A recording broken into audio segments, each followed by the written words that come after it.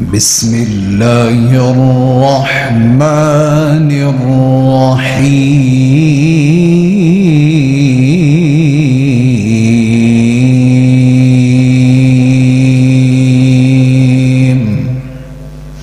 مکہ کے اندر آپ صلی اللہ علیہ وسلم کی دعوت کو روکنے کے لیے مکہ کے لوگوں نے بہت زور لگایا اور بہت زیادہ آپ کو پریشان کیا، بہت تکلیفیں دیں۔ آپ صلی اللہ علیہ وسلم کو تکلیفیں دینے کے ساتھ ساتھ لالچ بھی دیے۔ آپ صلی اللہ علیہ وسلم کے چچا کے پاس جمع ہوتے ہیں، کہتے ہیں آپ محمد سے کہیں اگر مال چاہیے سارے عرب کا مال جمع کر کے آپ کے حوالے کر دیتے ہیں، اگر شہرت چاہیے مقام چاہیے تو پورے عرب کا بادشاہ بنا دیتے ہیں، اگر یہ بات چاہتے ہو کہ اونچے سے اونچے خاندان میں کسی حسین جمیل لڑکی سے شادی کرنا چاہتے ہو، یہ پسند کرتے ہو تو جس طرف اشارہ کرو ہم ادھر سے آپ کے لیے رشتے کا بندوبست کر دیتے ہیں، لیکن آپ ہمارے ساتھ یہ مفاہمت کر لو کہ اپنی یہ دعوت چھوڑ دو۔ نبی کریم صلی اللہ علیہ وآلہ وسلم نے فرمایا چچا تو کیسا پیغام لے کے آ گیا ہے، اگر یہ لوگ میرے دائیں ہاتھ کے اوپر سورج لا کے رکھ دیں اور میرے بائیں ہاتھ کے اوپر چاند لا کے رکھ دیں تو میں پھر بھی اللہ کے دین کی طرف دعوت سے میں باز نہیں آ سکتا۔ یہ دعوت دین میں دیتا رہوں گا، اللہ کے دین کی طرف میں بلاتا رہوں گا اور میں یہ کہتا رہوں گا کہ ایک اللہ ہی عبادت کے لائق ہے، وہی حاجت روا اور مشکل کشا ہے، یہ بت پرستی شرک ہے، اللہ کے سوا کوئی کچھ نہیں کر سکتا۔ میں یہ سچی دعوت دیتا رہوں گا۔ میرے بھائی سپیکر والے، یہ سیٹنگ آپ کی صحیح نہیں ہے، میں نے لاؤڈ سپیکر سے کشتی نہیں کرنی، میں نے مختصر وقت میں کچھ گزارشات سمجھانی ہے، اس کو صحیح کرو۔ حضرات، آپ صلی اللہ علیہ وآلہ وسلم نے مکہ کے اندر کتنے سال محنت کی؟ 13 سال 13 سال مکہ مکرمہ کے اندر نبی کریم صلی اللہ علیہ وآلہ وسلم نے رات دن محنت کی اللہ کے دین کے لیے اور اللہ کی رضا کے لیے، لالچ بھی ٹھکرائے، ماریں بھی کھائیں، تکلیفیں بھی برداشت کیں، لیکن اللہ کے دین کی طرف دعوت دیتے رہے۔ نہ صرف آپ بلکہ آپ کے جو ساتھی تھے انہوں نے بھی تکلیفیں برداشت کیں، دین سے ہٹے نہیں، دین سے پھرے نہیں، استقامت اختیار کی۔ ایسی ایسی استقامت کی مثالیں ہیں صحابہ کرام رضوان اللہ علیہ مجمعین نے جو مکی دور کے اندر تکلیفیں جھیلیں۔ اللہ اکبر کبیرہ۔ ہجرت حبشہ صحابہ کرام نے 2 دفعہ کی، پھر اللہ کے حکم سے نبی کریم صلی اللہ علیہ وسلم اور آپ کے ساتھی مدینہ منورہ کی طرف ہجرت کر کے آ گئے۔ تو یہاں مدینہ میں تھے یہودی اور ان کی کثرت تھی، اور وہاں پر ان کا جو سربراہ تھا یا مستقل سربراہ بننے والا تھا وہ عبداللہ بن ابی بن سلول تھا۔ اس کو یہ مصیبت پڑ گئی کہ اگر یہاں پر رسول اللہ صلی اللہ علیہ وسلم کامیاب ہو گئے اور آپ کے دین کا یہاں غلبہ ہو گیا تو پھر میرا مقام، میری چدراہٹ، میرا رتبہ وہ تو ختم ہو جائے گا، لہٰذا اس کا کچھ کرنا چاہیے کہ کسی نہ کسی طرح اس کو پسپا کیا جائے، بے بس کیا جائے اور پریشان کیا جائے۔ چنانچہ ادھر اللہ کو یہ منظور تھا کہ مدینہ کے اندر اللہ کے فضل سے اسلام بڑھتا ہی جا رہا تھا اور پھیلتا ہی جا رہا تھا، اور ادھر پیچھے سے جو مکہ والے تھے، انہوں نے ہجرت کر لینے کے باوجود بھی آپ صلی اللہ علیہ وسلم کو ازار ثانی روکی نہیں تھی، اس سے باز نہیں آئے تھے۔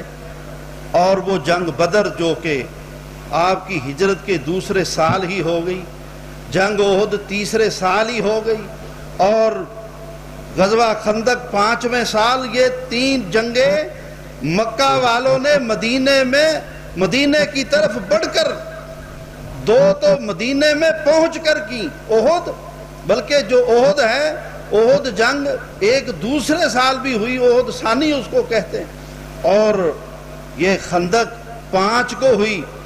جب خندق کی جنگ ہوئی تو اللہ کے نبی کے اوپر پھر وحی آئی، بات سمجھے میری، پھر وحی آئی، اے میرے نبی محمد صلی اللہ علیہ وسلم، آپ نے، آپ کے ساتھیوں نے عسر میں یسر میں تنگی میں ترشی میں ہر حال میں اللہ کے دین کے لیے محنت کی ہے، تو اب غزوہ خندق کے بعد اللہ تعالیٰ نے تمہاری یہ مدد کر دی ہے کہ مکہ کے لوگ اب کبھی بھی تمہارے اوپر حملہ آور نہیں ہوں گے، اب جب بھی حملہ کرو گے تم کرو گے، اب اسلام کو اللہ عروج دے گا، اللہ اسلام کو غالب کرے گا۔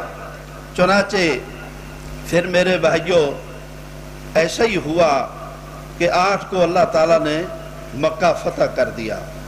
اسلام کا یہ عروج دیکھ کر ادھر جو عبداللہ بن ابی تھا، یہ اپنے ہمنوا لوگوں کا جتھا اپنی ہمنوائی میں بڑھاتا جا رہا تھا، اور اس کی تکلیف بڑھتی جا رہی تھی کہ یہ تو وہ کچھ ہو رہا ہے جو مدینے میں نہیں ہونا چاہیے تھا، کہ میرا وقار چلا گیا، میرا مرتبہ چلا گیا، اور میری تو تاج پوشی ہونی تھی جو کہ ختم ہو گئی، لہذا یہ کسی نہ کسی طریقے سے میں محمد صلی اللہ علیہ وسلم کو یہاں سے میں کسی نہ کسی طریقے سے نکلنے پر مجبور کروں۔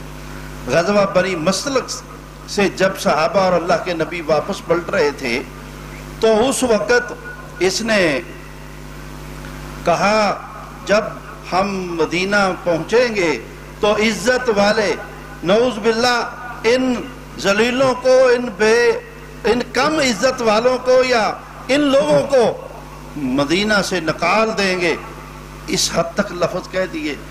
اور پھر اللہ تعالیٰ نے اس کے بیٹے کو ہی یہ توفیق دی کہ تلوار پکڑ کر مدینے کے راستے کے اوپر کھڑا ہو گیا اور کہا اب اپنے باپ سے، اس کا نام بھی عبداللہ تھا، کہ اب تو مدینے میں داخل ہو کے دکھا، میں دیکھتا ہوں عزت والے محمد الرسول اللہ ہیں یا عزت والا تو ہے۔ چنانچہ آپ صلی اللہ علیہ وسلم کو یہ پیغام پہنچایا گیا، آپ صلی اللہ علیہ وسلم تشریف لائے اور آپ نے کہا عبداللہ اپنے باپ عبداللہ بن ابی کو معاف کر دے، اس کو مدینے میں داخل ہونے دے۔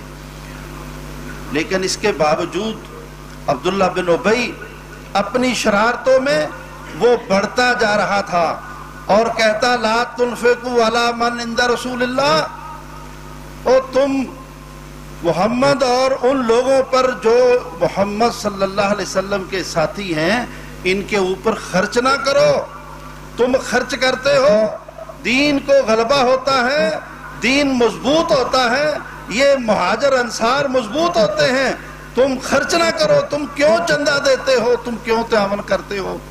اور کبھی کہتا کوئی ایسا منصوبہ بناؤ نعوذ باللہ محمد صلی اللہ علیہ وسلم کو جان سے ختم کر دو، تو اللہ تعالیٰ نے اپنے نبی کے اوپر آیت اتاری یا ایھا الرسول بلغ ما انزل الیک، اے میرے رسول صلی اللہ علیہ وسلم آپ پہنچا دیں جو آپ کے اوپر اتارا گیا ہے، واللہ یعصمک من الناس، ان لوگوں سے اللہ تمہیں خود محفوظ رکھے گا۔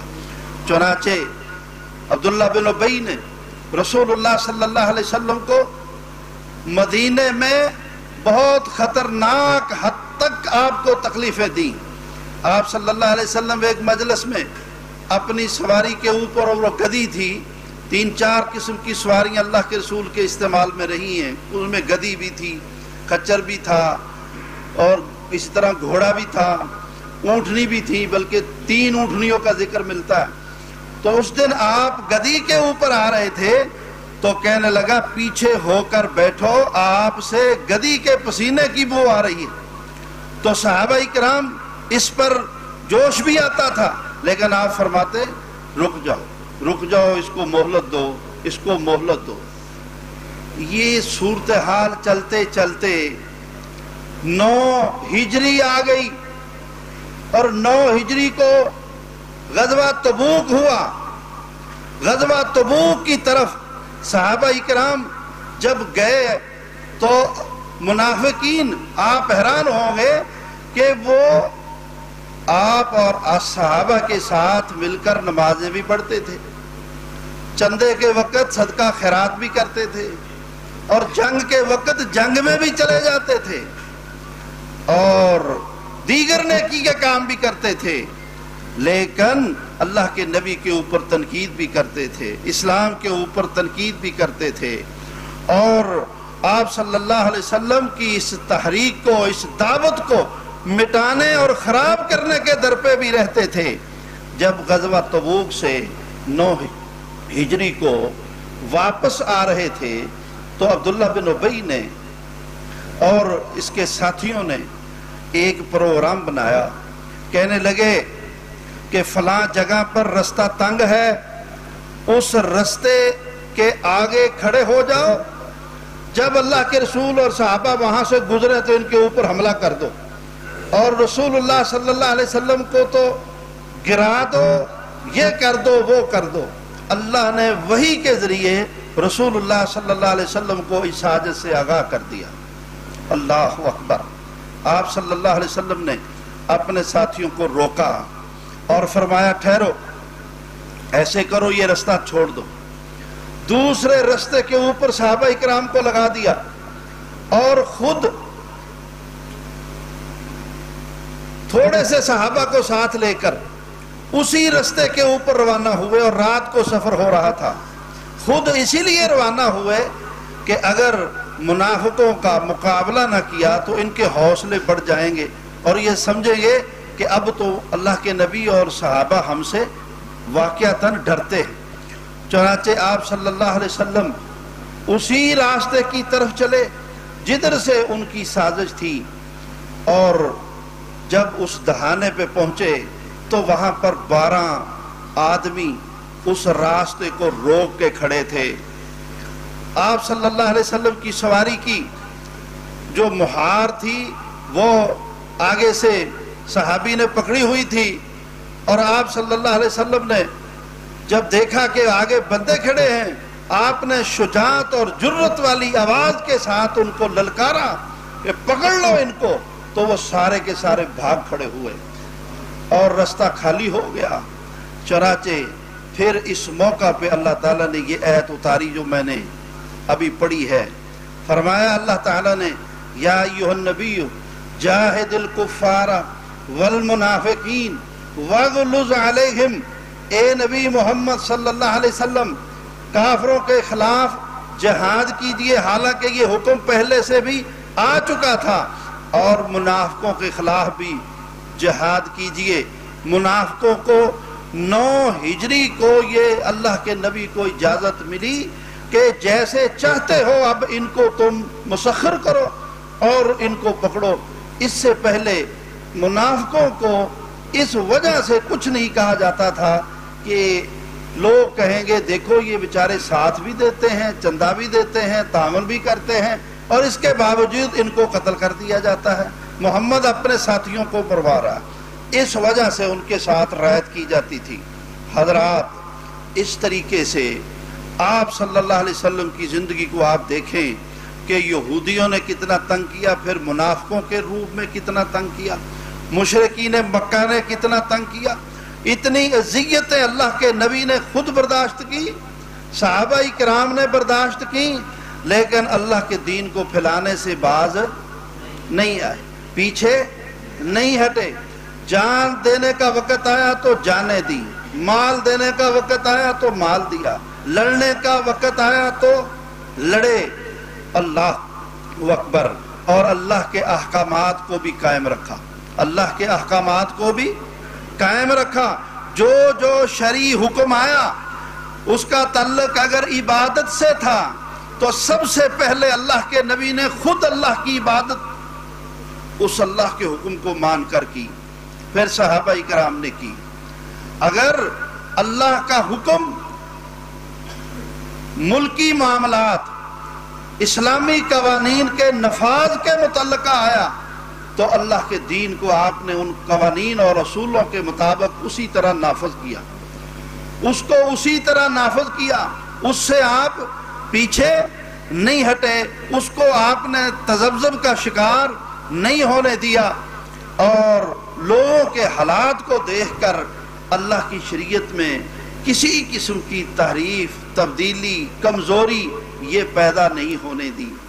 آپ دیکھیں انہی دنوں کی بات ہے، یعنی 9 کے بعد کی یہ بات ہے، خیبر کے علاقے میں ایک مرد اور عورت وہ زنا کرتے ہیں، تو یہودی آپس میں مشورہ کرتے ہیں، کہتے ہیں کہ ہم ایسا کرتے ہیں کہ یہ فیصلہ ہم محمد صلی اللہ علیہ وسلم کے پاس بھیج دیتے ہیں اور آپ سے فیصلہ کرواتے ہیں۔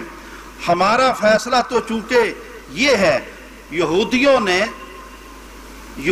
نے اب اللہ کی کتاب تورات کے حکم میں تبدیلی کر کے اپنا مسئلہ یہ بنا لیا تھا کہ جو کوئی بھی زنا کرتا تو اس کا منہ کالا کر کے گدھے کے اوپر بٹھا کر بستی کا چکر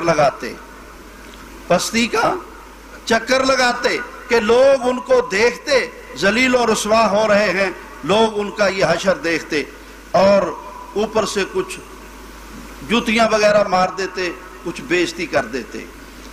اپنا ان کا یہ طریقہ تھا، اور اس طریقے میں بھی وہ نرمی کے خواہش مند تھے، اور رسول اللہ صلی اللہ علیہ وسلم کی طرف فیصلہ لے کے آ گئے۔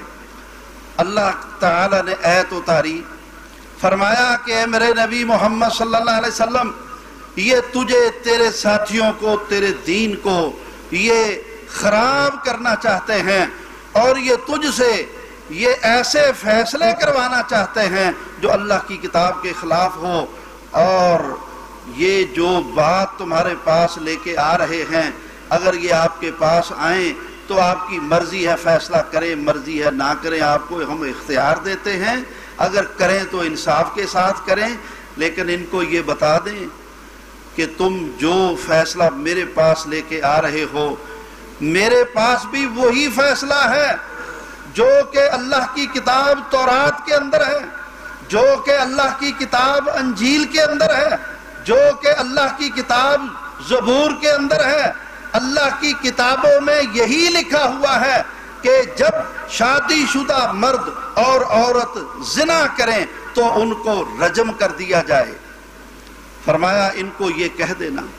چنانچہ خیبر کے یہ یہودی رسول اللہ صلی اللہ علیہ وسلم کے پاس فیصلہ لے کے آ گئے، جھگڑا لے کے آ گئے۔ آپ صلی اللہ علیہ وسلم نے، ان کا ایک عالم تھا، اس کا نام تھا ابن سوریہ، اس کو کہا تو بتا کیا تورات کے اندر ان کو رجم کرنا نہیں لکھا ہوا؟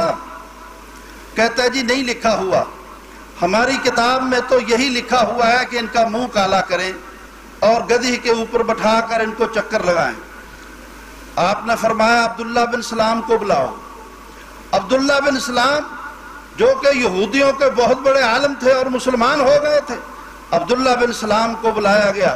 عبداللہ بن سلام نے تورات کی آیات پڑھ کر سنائی، کہا اللہ کی کتاب تورات میں یہ لکھا ہوا ہے کہ جب شادی شدہ مرد عورت زنا کریں تو ان کو رجم کر دیا جائے۔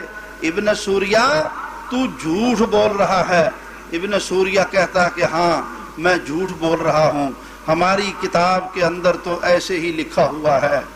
فرمایا تو پھر تم اللہ کی کتاب میں تحریفیں کرتے رہے اور اللہ کے دین کو تم بگاڑتے رہے، اور آج تم مجھ سے جو تم نے تحریف کر کے اصل مسئلے کو بدل کر اس سزا کو جو کہ رجم ہے، اس سزا کو بدلا منہ کالا کرنے میں اور گدھے کے اوپر چکر لگانے میں، اب اس میں بھی تبدیلی مجھ سے کروانا چاہتے ہو، اور تم کیا فیصلہ مجھ سے لینا چاہتے ہو؟ تمہارے پاس اللہ کی کتاب تورات موجود ہے، زبور موجود ہے، انجیل موجود ہے، اور اس کے اندر یہ لکھا ہوا ہے کہ شادی شدہ مرد اور شادی شدہ عورت جب زنا کریں تو ان کو رجم کر دیا جائے، اور تم یہ دجل اور فریب کرتے ہو۔ فرمایا ان کی سزا یہی ہے کہ ان کو رجم کر دیا جائے، جاؤ اپنے علاقے میں جا کر ان کو رجم کر دو۔ حضرات گرامی، یہ میں نے مغز ماری ایسے نہیں کی ہے، اللہ کی منشا، اللہ کی چاہت، اللہ کی پسند۔ دوسرے لفظوں میں سنیں، اللہ نے اپنے نبی کو اس غرض سے بھیجا کہ اللہ کی کتاب کو اللہ کی زمین کے اوپر نافذ کرنا، لوگ اللہ کی کتاب کے مطابق چلیں۔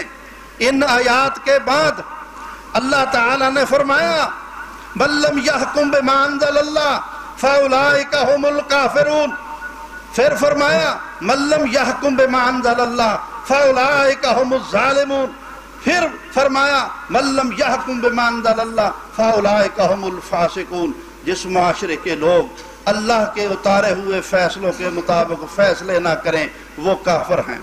جس معاشرے کے لوگ اللہ کے اتارے ہوئے فیصلوں اور حکموں کے مطابق فیصلے نہ کریں وہ ظالم ہیں۔ وہ جس معاشرے کے لوگ اللہ کے اتارے ہوئے حکم کے مطابق فیصلے نہ کریں وہ فاسق ہیں۔ فاسق، ظالم، کافر، تینوں کا انجام جہنم بتائی گئی ہے قرآن میں، اللہ کی کتاب میں تینوں کا حشر جہنم بتایا گیا ہے۔ حضرات، یہود و نصارہ، دیگر باطل مذاہب کے لوگ پہلے تو محمد رسول اللہ کے دین کو پھیلنا ہی پسند نہیں کرتے تھے، جب پھیل رہا تھا تو اس کے اندر رکاوٹیں کھڑی کی انہوں نے، اور جب پھیلتا نظر آیا تو اس کے حکموں میں بھی، اس کے نفاذ میں بھی رکاوٹ بنے۔ اب جب پھیل چکا اور 1450 سال ہونے والا ہے تو اب بھی ان کی سرگرمیاں جاری و ساری ہیں۔ اور مسلمانوں، تمہاری اتنی حکومتیں، تمہاری اتنی عوام، تمہاری اتنی اکثریت، لیکن اللہ کی کتاب کا نفاذ نہیں۔ تمہارے ملک، تمہاری پارلیمنٹیں، تمہارے نظام، یہ سارے کے سارے اللہ کی کتاب کے مد مقابل ہیں، اور یہ وہی کام کر رہے ہیں جو دور رسول میں ان باطل مذاہب کے لوگوں نے کیا، جو ان منافقوں نے کیا، جو اس دور کے بے ایمانوں نے کیا۔ وہی کام اس وقت ہوتا ہے اللہ کی حدود کے ساتھ، اللہ کے قانون کے ساتھ، اللہ کے اتارے ہوئے ضابطے کے خلاف۔ کیا کچھ نہیں ہو رہا؟ اللہ کا قانون وہ ہمیشہ کے لیے ہے، اور خاص بالخصوص یہ پاکستان بنائی اس مقصد سے تھا، تو اس میں اللہ کی کتاب کا نفاذ ہونا چاہیے۔ لیکن اللہ کی کتاب کا نفاذ ہمیں نہ تو شرعی قصاص اور دیت کے قوانین کی صورت میں نافذ نظر آتا ہے، نہ ان شرعی حدود کا نفاذ ہمیں ان سزاؤں کی صورت میں نظر آتا ہے، نہ ہی دیگر جو اسلام کا نظام ہے وہ کسی صورت میں نظر آتا ہے۔ اور ہم پھنسے ہوئے ہیں، ووٹ دینے ہیں نالیوں کے لیے یا چور چھڑوانے کے لیے۔ میرے مسلمان بھائیوں، یہ اس دور کا ہمارا اجتماعی گناہ ہے جو پاکستان قوم کر رہی ہے، اور پھر اس کے بعد مسلم امہ کر رہی ہے۔ خدا را فکر کیجئے، ہم صرف دال روٹی کے چکر میں پڑے ہوئے ہیں، اللہ کی کتاب کو صرف برکت کے لیے سمجھا ہوا ہے۔ قوانین بنائے جا رہے اللہ کے قوانین کے مد مقابل، اللہ کی کتاب کے مد مقابل ضابطے بنا کے لائے جا رہے ہیں۔ وہ ہمارے اسلاف جب پاکستان کے ابتدائی سال تھے تو یہاں پاکستان میں ایک قانون ساز کمیٹی بنائی گئی. قانون ساز کمیٹی بنائی گئی، بڑے بڑے علماء اور بڑے بڑے دانشور اس کے اراکین بنائے گئے. تو پھر ایک اجلاس میں بحث ہوئی جس میں مطالبہ کیا گیا کہ اس میں سب مسائلوں کو مساوی نمائندگی دی جائے، ہماری نمائندگی اس میں کم ہے. تو اس اجلاس میں ہمارے رہبر، ہمارے رہنما، پاکستان کے ہمارے بڑے عالم حافظ عبدالقادر روپڑی نے کہا میں یہ مطالبہ کرتا ہوں کہ قانون ساز کمیٹی توڑ دی جائے. مسلمانوں کا قانون اللہ نے آسمان سے اتارا ہوا ہے، کسی کو یہ اجازت ہی نہیں کہ وہ قانون سازی کرے.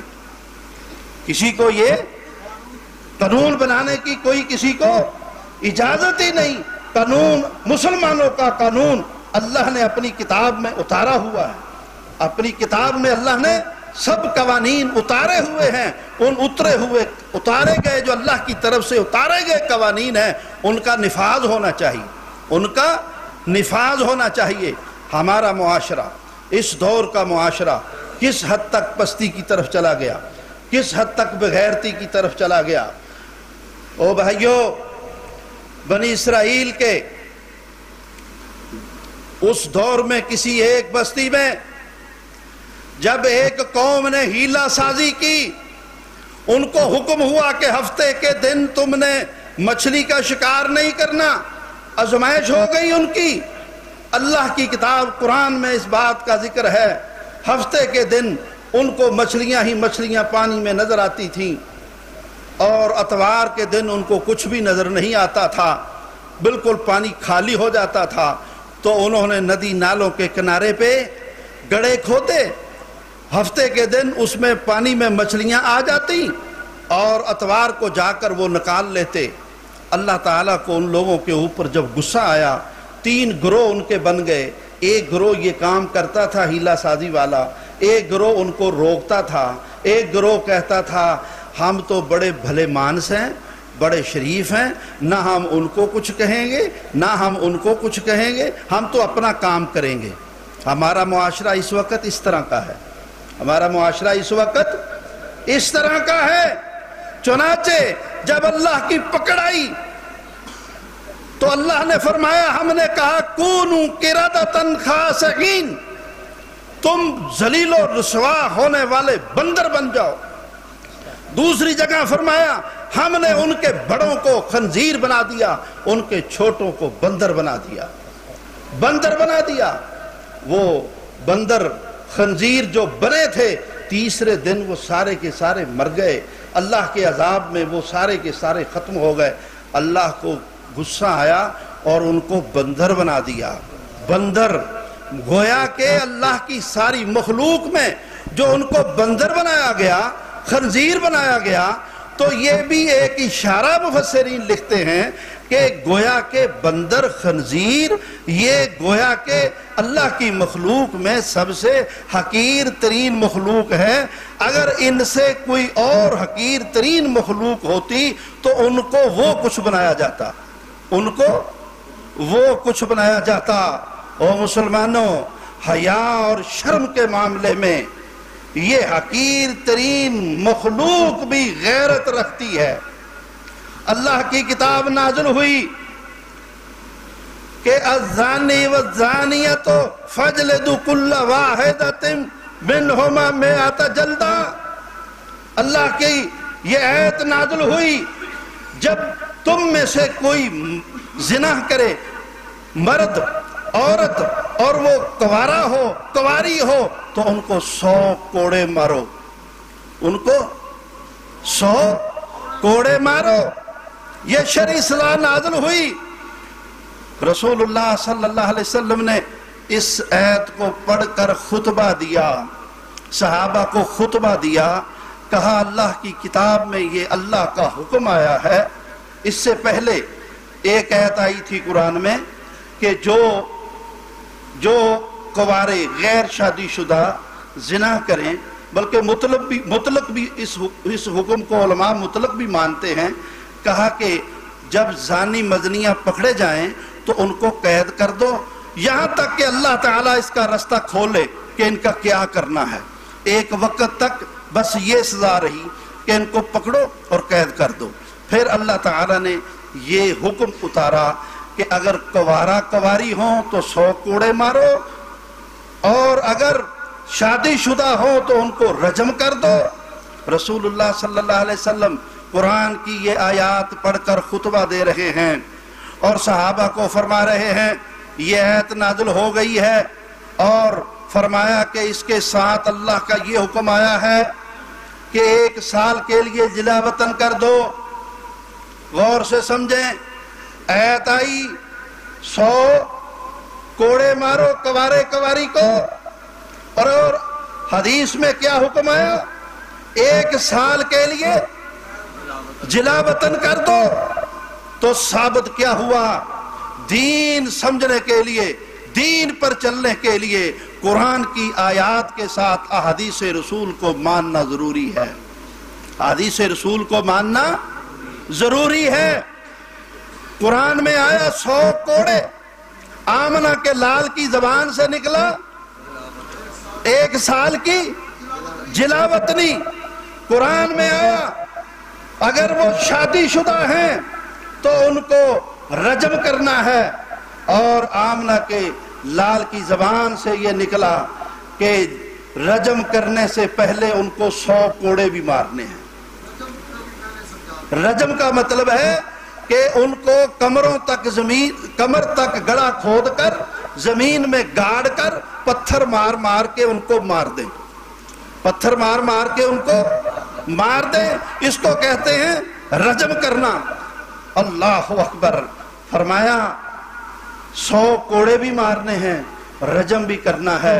او بھائیو، قرآن اور حدیث یہ 2 ہی دین کے ماخذ ہیں، یہ 2 ہی دین کے ماخذ ہیں، اور ان کو مانو گے، ان کو سمجھو گے تو اپنا ایمان بچے گا۔ خدا کے لیے ان باتوں کو ذہن نشین کر لو۔ حضرات، آپ صلی اللہ علیہ وسلم جب یہ آیات اس خطبے میں سنا رہے تھے، صحابہ کرام سن رہے تھے، آپ خطبہ دے کے غور سے سنیں میری بات، آپ خطبہ دے کے فارغ ہوئے، آپ ممبر سے نیچے تشریف لائے تو عمر بن مامون ایک صحابی ہیں، وہ اٹھ کر آپ کے پاس آ گئے، آپ کے قریب آ گئے، کہنے لگے اللہ کے رسول صلی اللہ علیہ وسلم، آپ نے تو ابھی یہ تشریح کی ہے کہ اور اللہ کا حکم اب آیا ہے، قرآن کی آیتیں اب آئی ہیں، لیکن میں اس وقت جب کہ میں مسلمان بھی نہیں تھا، میں ایک سفر پہ تھا، اور ایک سفر کی حالت میں ایک جنگل سے گزر رہا تھا، تو اس جنگل میں نے ایک منظر دیکھا تھا، وہ مجھے یاد آ گیا۔ فرمایا بتاؤ تم نے کیا منظر دیکھا تھا؟ عمر بن مامون کہتے ہیں اے اللہ کے رسول، میں نے دیکھا ایک درخت کے نیچے ایک بندریا اپنے بندر کو سلا رہی ہے، ایک بندریا اپنے بندر کا سر اپنی گود میں رکھے ہوئے ہے اور اس کو تھپکیاں دے رہی ہے۔ بخاری شریف میں حدیث ہے، یہ اپنے بندر کو تھپکیاں دے رہی ہے، اس کے سر پہ کھجلی کر رہی ہے، اور اس کو اس نے اس طرح سے سلا دیا۔ جب اس کا بندر سو گیا تو ایک دوسرا بندر سامنے آیا، اور اس بندر نے اس بندریا کو اشارہ کیا، تو اس بندریا نے اپنے بندر کا سر زمین پہ رکھ دیا اور چھلانگ لگا کر اس بندر کے پاس چلی گئی، اور اس بندر نے اس بندریا کے ساتھ اپنی حاجت پوری کی۔ تو پھر وہ بندریا وہاں سے دوبارہ آئی اپنے بندر کے پاس، اور اپنے بندر کا سر اٹھا کر اس نے پھر گود میں رکھ لیا اور پہلی حالت میں آ گئی، اسی طرح بیٹھ گئی۔ اس کا بندر جاگا، اور اس کی جو حس تھی، اس حس سے اس نے اپنی بندریا کے جسم کو سونگنا شروع کر دیا، اپنی بندریا کے جسم کو سونگا، اور پھر وہ چھلانگ لگا کر ایک طرف ہو گیا، اور پھر وہ غرایا، اور اس کو گویا کہ کہہ رہا تھا کہ تیرے جسم سے کسی اور بندر کی مجھے بو آ رہی ہے۔ چنانچہ اس نے پھر بندریا کو گھرا کر اشارے کیے تو اس بندریا نے سر ہلایا، گویا کہ اس نے اعتراف کر لیا کہ ہاں میں نے یہ غلطی کی ہے۔ تو وہ بندر چیخا۔ عمر بن مامون کہتے ہیں اللہ کے رسول میں نے دیکھا کہ وہ بندر پھر چیخا۔ جب اس نے چیخ ماری تو بہت سارے بندر جنگل میں جمع ہو گئے، اور پھر اس بندر نے اس بندریا کی طرف اشارہ کر کے ان کو اپنی آواز میں گرا کر کچھ بتایا تو وہ بندر جنگل میں پھیل گئے، اور بہت دیر کے بعد وہ اس بندر کو تلاش کر کے لے آئے۔ پھر وہ بندر سارے کے سارے اس کام پہ لگ گئے کہ انہوں نے مل کر ایک گڑھا کھودا، اور اس گڑھے میں اس بندریا اور بندر کو ڈالا، اور انہوں نے پھر پتھر جمع کیے اور اس بندر اور بندریا کو وہ پتھر مارنے لگے۔ عمر بن مامون کہتے اللہ کے رسول پھر میں وہاں سے جب سامنے ہوا تو ایک بندر بھاگتا ہوا میری طرف آیا، میرے بازو سے پکڑ کر مجھے اس گڑھے کے قریب لے گیا اور ایک پتھر میرے ہاتھ میں دیا اور مجھے اشارہ کیا کہ تو بھی ان کو مار۔ اور میں کیا کہوں، میں کیا کہوں؟ اور سمجھو کچھ سمجھو، ہمارا معاشرہ، ہمارے ارباب اقتدار، ہماری حکومتیں، ہمارے آج کے مسلمان بندروں سے بھی گئے گزرے ہو گئے، بندروں سے بھی گئے گزرے ہو گئے۔ ان کے اندر غیرت، ان کے اندر یہ حس، ان کے اندر کچھ شرم، کچھ حیا، جو کہ حقیر ترین مخلوق، اور ہماری پارلیمنٹ بے حیائی کے لیے قانون بناتی پھرتی ہے، ٹرانسجینڈر بل لے کے آ گئی، کبھی کچھ کبھی کچھ کبھی کچھ کبھی کچھ، انا للہ و انا الیہ راجعون، اور ایسے ایسے بل پیش کر کے منظور کیے جا چکے ہیں کہ راضی خوشی سے جو مرد عورت رہیں تو ان کو کوئی کچھ نہیں کہہ سکتا۔ اور وہی یورپ معاشرے والے انا للہ و انا الیہ راجعون، تمہیں بس لگی ہوئی ہے، ریڑی والا کہتا ہے میں نے صرف ریڑی لگانی ہے، زمیندار کہتا ہے میں نے صرف کھیت میں جانا ہے، اور تاجر کہتا ہے میں نے صرف دکان پہ جانا ہے، اور دین جو بس یہ ایک مولوی کا کام ہے، وہ بھی صرف بتانے کی حد تک، ماننا وہ بھی ہم نے نہیں ہے، جو انفرادی زندگی سے ہمارا تعلق ہے۔ یاد رکھو یہ اللہ کی کتاب کا ملک پاکستان میں نفاذ نہ ہونا، جو بڑے ذمہ دار ہیں اس کے وہ تو ہیں، لیکن ہم سب ہیں۔ ووٹ ہم سب دیتے ہیں نہیں دیتے؟ ہم سب ان لوگوں کو منتخب کرتے ہیں اور ان کو ہم اختیار دیتے ہیں، جاؤ جا کر اونٹے سیدھے الٹے سیدھے غلط سلط تم اللہ کی کتاب کے مد مقابل قانون بناؤ، ان کو ہم طاقت دیتے ہیں، یہ ان کو ہم سپورٹ کرتے ہیں۔ یہ خدا کے لیے سمجھو، اپنے M P O M N O کی گردنوں سے جا کے، گریبانوں سے جا کے پکڑو، اور ظالموں ہم تم کو ووٹ اس لیے دیتے ہیں کہ تم اللہ کی کتاب کو اس کے سامنے اس طرح کھڑے ہو جاؤ جس طرح کے منافق کھڑے ہوئے تھے، جس طرح کے مشرکین مکہ کھڑے ہوئے تھے، جس طرح کے اس دور کے کفار کھڑے ہوئے تھے۔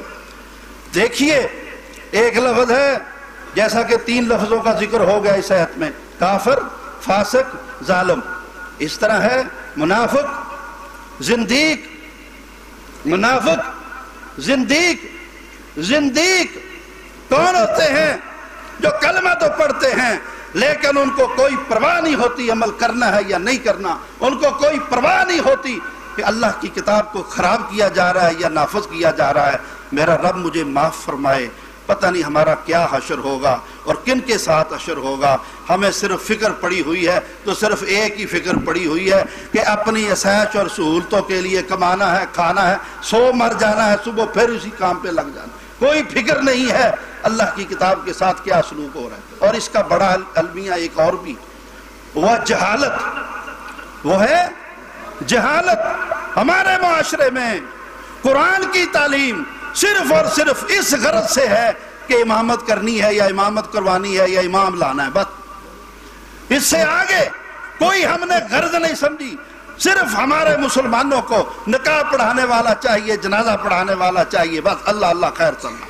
اللہ کی کتاب کے مطابق فیصلے ہوں، اللہ کی کتاب کے مطابق حکومت ہو، اللہ کی کتاب کے مطابق ہر شخص کا نظام چلے، اللہ کی کتاب کے مطابق انفرادی زندگی، اللہ کی کتاب کے مطابق اجتماعی زندگی، یہ حکم تھا اللہ تعالیٰ کا۔ فرمایا اقیم الدین ولا تتفرقوا، اللہ کے دین کو قائم کرو اور تم تفرقوں میں نہ بٹو۔ جیسے حکم تھا اللہ کا اقیم الصلاۃ وآتوا الزکاۃ، نماز قائم کرو، زکوٰۃ ادا کرو، ایسے اللہ کا حکم تھا اقیم الدین، اللہ کے دین کو قائم کرو، اللہ کے دین کو قائم کرو۔ او میرے بھائیو، اس حد تک یہ پہلو پیچھے چلا گیا ہے، خاص کر ہمارے ملک کے اندر تو جہالت کی انتہا ہے، نہ شعور ہے، نہ انفرادی طور پر اللہ کی کتاب کا کسی کو علم ہے کہ اللہ کی کتاب میں کیا ہے، اور ہمارے اوپر قوانین کیا مسلط ہو رہے ہیں، کیا بن رہے ہیں، کس طرح اللہ کی کتاب کا کفر ہو رہا ہے، کس طرح اللہ کی کتاب کو جھٹلایا جا رہا ہے۔ تو کچھ شعور پکڑو، کچھ شعور پکڑو۔ اور یہی مقام قرآن کا، آخری باتیں بس، یہی مقام قرآن کا جو ہے، اس کے آخر پہ فرمایا اللہ تعالیٰ نے، پہلے فرمایا ہم نے تورات نازل کی، پھر فرمایا ہم نے انجیل نازل کی، پھر فرمایا ہم نے زبور نازل کی، پھر فرمایا ہم نے سب قوموں کو اپنے اپنے وقت میں حکم دیا تھا کہ اسی کے مطابق چلنا ہے۔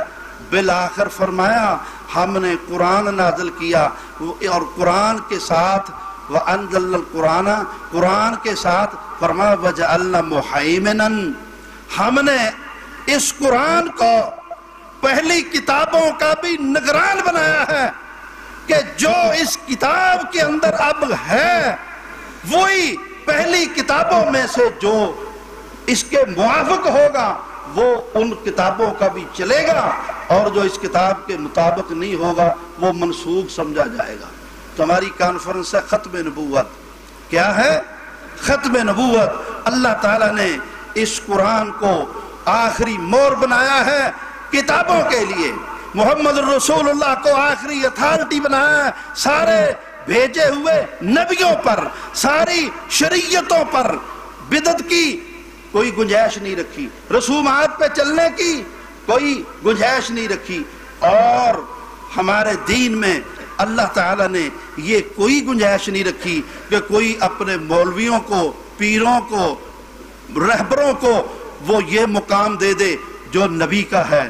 اور اللہ نے ہمیں یہ حکم دیا ہے کہ اللہ کی کتاب کے مطابق چلو اور رسول اللہ صلی اللہ علیہ وسلم کی اطاعت میں رہ کر چلو، آپ کی نافرمانی نہ کرو، فرما برداری کے اندر رہو، اور رسول صلی اللہ علیہ وآلہ وسلم کی بات کو آخری فیصلہ ماننا، سمجھنا۔ ان ہستیوں نے اس پر کاربند رہ کر عمل کیا ہے جن کے نام پر مذاہب بنے ہوئے ہیں۔ میں ایک مثال عرض کرتا ہوں، امام مالک کون؟ امام مالک پڑھا رہے ہیں مسجد نبوی میں، ہزاروں کی تعداد میں شاگرد بیٹھے ہوئے ہیں، اور امام مالک سے سوال ہوتا ہے کہ یہ بتائیے وضو کرتے ہوئے انگلیوں کا خلال، اس کا شرعی حکم کیا ہے؟ امام مالک کہتے ہیں کوئی ضروری نہیں۔ کیا کہتے ہیں؟ کوئی ضروری نہیں۔ شاگردوں میں ایک شاگرد وہب بن منبہ اٹھ کے کھڑا ہوتا ہے، کہتا ہے استاد محترم میں مصر سے آیا ہوں، وَعِنْدَنَا سُنَّةٌ، ہم نے مصر کے علماء سے اس مسئلے کے بارے میں یہ پڑھا ہے کہ یہ تو اللہ کے نبی کی سنت ہے، یہ تو اللہ کے نبی کی سنت ہے۔ امام مالک کہتے ہیں ہاتو برہانکم، ہاتو برہانکم، دلیل لاؤ۔ کیا کرو؟ دلیل لاؤ۔ اگر یہ سنت ہے تو اس کی دلیل لاؤ۔ وہب منبہ اپنے جس استاد سے یہ بات سنی تھی اس کا نام لے کر سند پڑھتے ہیں، اللہ کے نبی تک پہنچاتے ہیں اور حدیث بیان کرتے ہیں۔ اللہ کے نبی نے فرمایا بالغ فی الاستنشاق وخلل بین الاصابع، وضو کرتے ہوئے ناک میں پانی چڑھانے میں مبالغہ کرو اور وضو کرتے ہوئے انگلیوں کے درمیان خلال کرو۔ امام مالک اپنا سر جھکا دیتے ہیں اور کہتے ہیں سب سن لو، انگلیوں کے درمیان خلال کرنا محمد الرسول اللہ کی سنت ہے، کیونکہ ہمیں اللہ کے نبی کی حدیث مل گئی، کیونکہ ہمیں اللہ کے نبی کی حدیث مل گئی۔ او بھائیو، دین میں اس رستے کو اختیار کرو۔ علماء جو کچھ بیان کرتے ہیں، میں ان کی خدمت میں بھی گزارش کروں گا کہ آپ ہر بات بیان کرنے میں ثبوت کو ملحوظ خاطر رکھو، یا رب کے قرآن کی آیت ہو یا محمد الرسول اللہ کی حدیث ہو، اور حدیث ہو جس کی سند کا بھی آپ کو پتا ہو، جس کے حوالے کا بھی آپ کو پتا ہو، جس کے ثبوت کا بھی آپ کو پتا ہو، جس کی صحت کا بھی آپ کو پتا ہو۔ اور یہی مسلک اہل حدیث ہے، یہی مسلک اہل حدیث ہے، سند کا اہتمام۔ امام مسلم مقدمہ مسلم میں باب باندھتے ہیں الاسناد من الدین، لوگو سند دین کا حصہ ہے، سند دین کا حصہ ہے۔ اگلا جملہ لولا الاسناد لقالا لقالا من کالا ما شاء، اگر سند کا اہتمام دین میں نہ ہوتا تو جس کے جی میں جو آتا وہ کہتا رہتا، کوئی کسی کو پوچھنے والا ہی نہ ہوتا، کوئی کسی کو پوچھنے والا نہ ہوتا۔ اور سند کی بنیاد پر قیامت کے دن پوچھا جانے والا ہے، ہر بندے سے پوچھا جانے والا ہے، یہ بھی پوچھا جانے والا ہے کہ کہاں سے بیان کیا۔ اور میرا رب مجھے بھی عمل کی توفیق دے، آپ کو بھی توفیق دے، اسٹیج پر علماء کرام کو بھی توفیق دے۔ اس بات کا بھی پوچھا جانے والا ہے، تم نے جو بیان کیا تھا اس پہ عمل کتنا کیا، تم نے جو سنا تھا اس پر عمل کتنا کیا، تم نے جو پڑھا تھا اس پر عمل کتنا کیا، عمل کتنا کیا یا نہ کیا۔ اور یہ مسئلہ تو قرآن کہتا ہے وَلَنَسْأَلَنَّ الْمُرْسَلِينَ، ہم نبیوں سے بھی پوچھیں گے کہ تم نے بیان کتنا کیا تھا، عمل کتنا کیا تھا۔ ہم تو نبیوں سے بھی فرمایا پوچھیں گے، نبیوں سے بھی پوچھیں گے۔ تو اس لیے میرے بھائیوں، بے فکری کی زندگی نہ گزاریں، عمل کی طرف آئیں اور اپنی گفتگو میں سند کا اہتمام کریں، ثبوت کا اہتمام کریں۔ اور یہی ہماری دعوت ہے، یہی ہماری دعوت ہے، یہی ہم چیخ چلا کے کہتے ہیں لوگوں، جس چیز کا ثبوت اللہ کی کتاب سے ہے، اللہ کے نبی کی حدیث سے ہے، وہ دین ہے، جس کا ثبوت نہیں وہ دین نہیں ہے۔ اللہ تعالیٰ سے دعا ہے ہمیں کتاب و سنت کے ساتھ تمسک کرنے کی توفیق عطا فرمائے۔ اللہ رب العزت آپ کی حاضری قبول فرمائے، علماء کرام کا بیان کرنا قبول فرمائے۔ اللہ تعالیٰ اس کانفرنس کو ہم سب کی نجات کا ذریعہ بنائے۔ اقول قولی ھذا واستغفر اللہ لی ولکم وآخر دعوانا ان الحمد للہ رب العالمین۔